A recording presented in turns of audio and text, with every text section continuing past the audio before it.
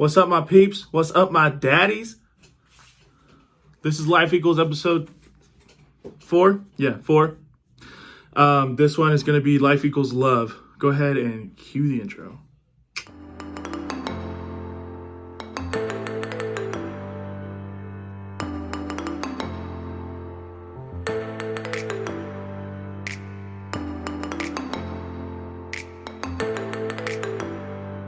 What's up, guys?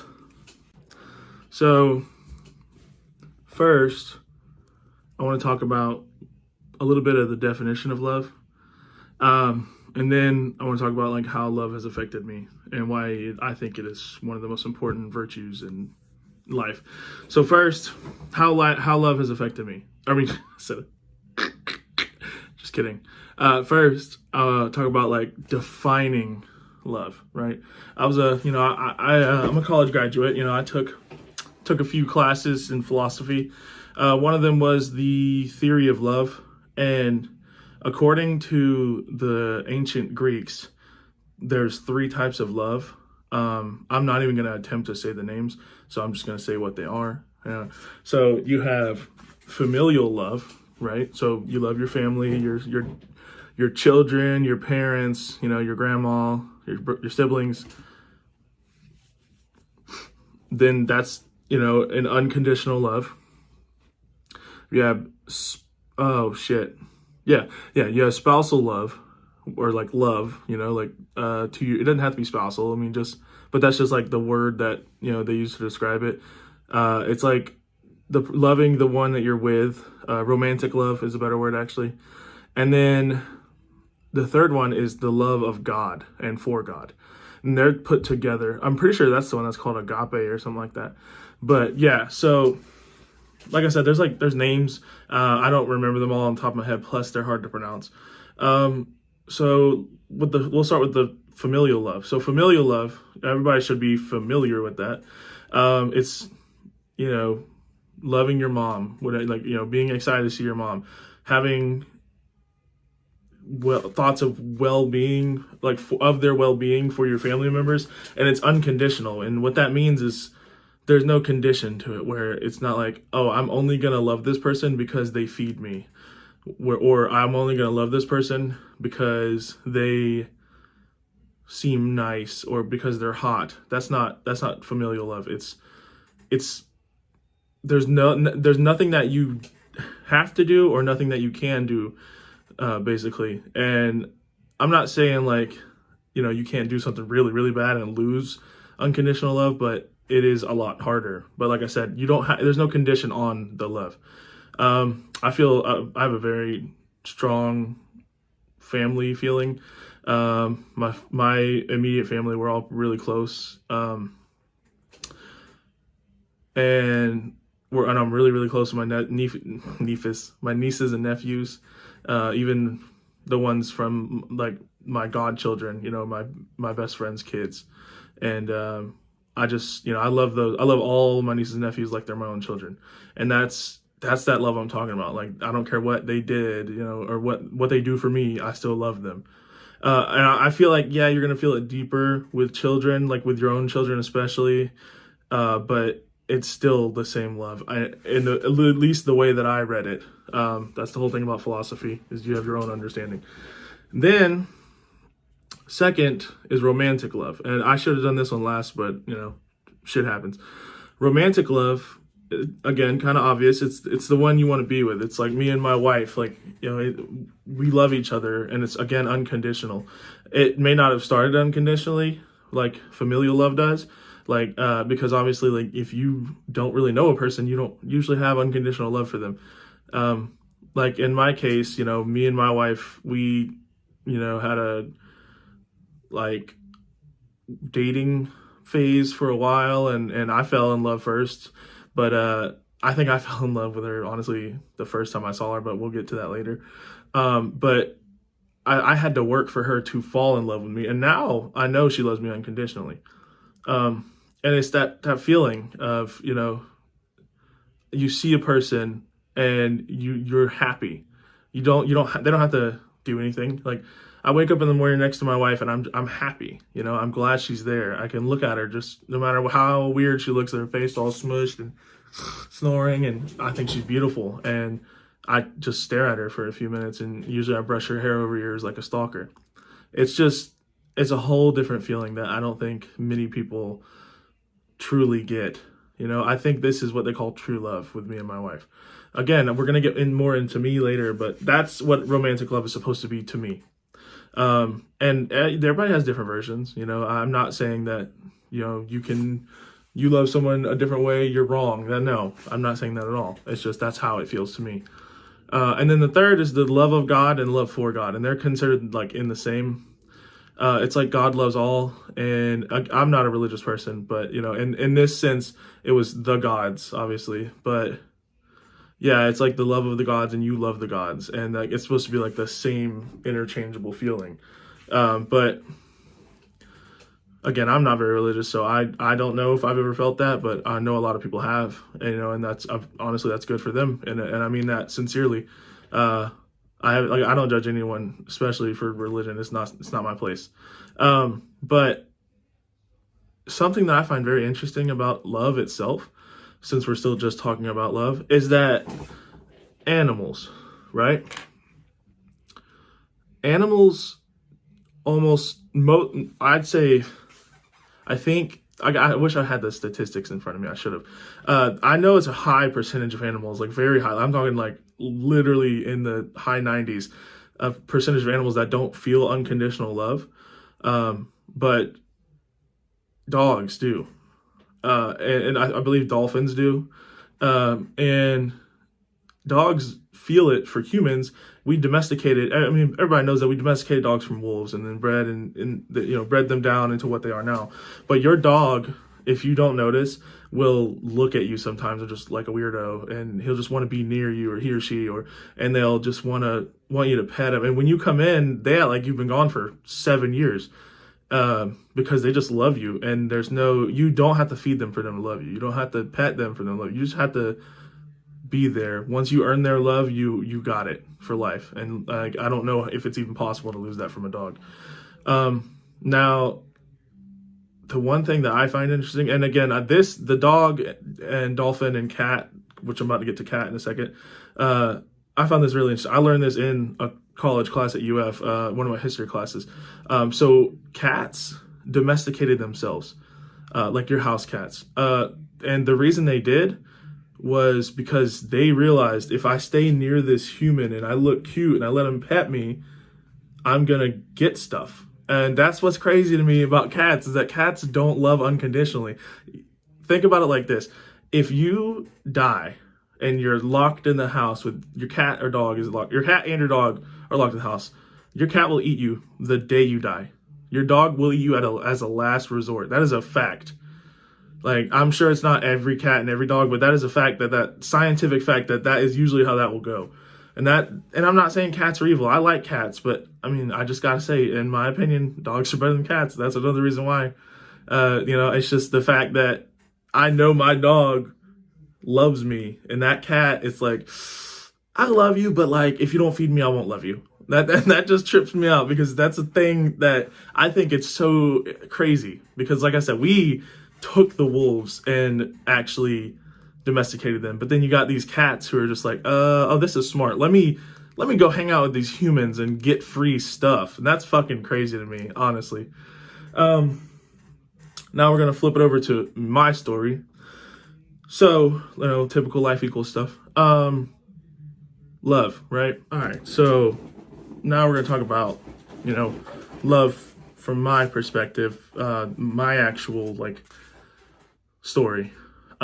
So said it already. I grew up very tight-knit, close-knit family, immediate family-wise, and even some outer cousins and stuff like that we were all really close. So I felt that a familial family and feel it still a lot. And it is, it's honestly great to have someone in your corner, because that's what it is to me. Someone's always there for me. I could honestly, just to state this FBI. I could kill someone and my brother and sister and dad would help me hide it. I wouldn't let my mom because she would do it, but she's just like, she has the biggest mouth and can't keep a secret. So no way. But that's the whole point. And I'm not saying that's why you have family, but that ability to just trust someone that will have your back no matter what. And even though we fight sometimes and dumb shit gets said and causes little rifts, it goes back always, you know? And that's why when we lost my brother Billy, it hurt so much because we were always so close. Like we've had our ups and downs, you know, but we've never lost that feeling. And like even when my brother was doing messed up things, you know, we still always loved him and felt that protective feeling over him and everything. And that just, like I said, it's precious. And that's why this episode is so important to me. Yes, it's Valentine's Day tomorrow, but I wanted to do this one anyways. May have been next week or something, who knows? But I decided to do it today because of that. And then romantic love, right? So romantic love. I feel like I have the actual true love that you see in the comic books. God, you see in the Disney movies and the rom-coms and all that. I feel like I have that. And I also didn't believe in love at first sight until my wife. And we have a very different story than most, but I fell head over heels the moment I saw her, and it worked out even with that different story to where we're now together and plan to be together forever. So cut to 2013. I'm working in a car wash, and I see this lady, right? She comes up and she walks up to me, and I still remember our first ever conversation. And I'm supposed to, like, there's like dirt down the side. It's called a rocker panel, and I'm supposed to scrub it, I guess. And I just started. This is literally my first day. And she's like, why didn't you scrub that? And I was like, oh, that's what the brushes are for. And then she just laughed at me and then walked away. And I swear, that moment, it literally felt like Cupid hit me in the heart with an arrow. I don't know. Like, she was so beautiful, so perfect. And her laugh was like intoxicating. And I'm a pretty fucking hilarious guy. So like, I went out of my way to make her laugh. I did anything I could to make her laugh, make her happy. And at the time, she was married, and I knew this, but I just couldn't help it. I was so head over heels for her, and I wasn't an idiot, you know. I wasn't like, oh, hey, date me, fuck him, or hey, I want to date you, or hey, I love you. No, I kept it cool, but you could tell I was flirting a lot, and you know, it wasn't reciprocated. She was a very loyal wife, but. And I don't want to tell all of her backstory, but basically it wasn't great, and it ended. And when it ended, we were already close, but we weren't, like I said, nothing ever happened while they were like married, or while they while they were together, nothing ever happened, and we never even like thought about it. But then, well, I did, she didn't. But then when they broke up, I just was there as a friend for months. And it blossomed into what is now the best thing that's ever happened to me. And like I said, I think it was just because I was there as a friend and it worked out into what it is. And I am a huge believer that if you fall in love with your best friend, that's like the perfect love. And that's what I did. You know, we did, you know, I hung out with her every day at work. I loved hanging out with her. I would like basically invite myself to hang out with her on the weekends when we were off work. And it was just insane. Like I wanted to be around her at all times.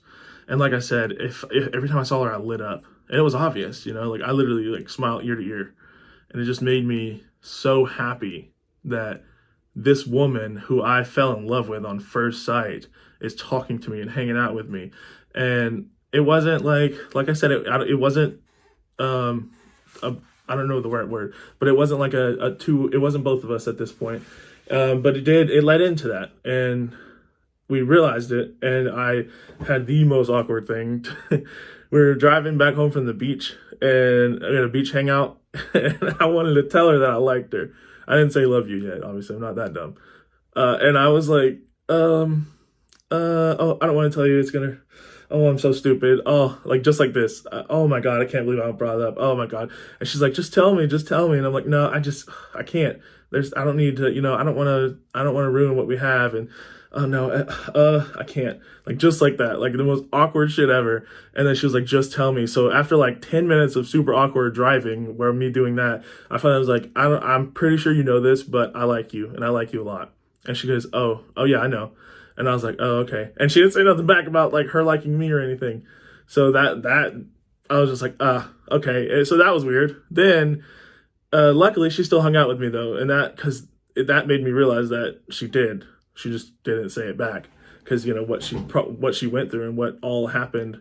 And we started actually dating at this point, like going out to dinners and, stuff like that. And,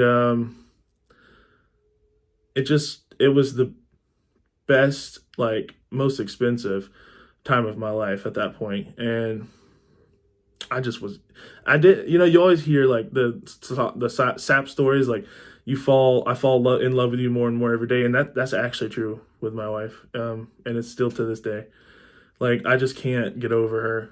Like, sometimes like I said, I just look at her and I just can't help but smile. And she just makes me want to be a better person, and she loves me so much. And I feel like, even though I feel like I love her more, I feel like that it's just amazing.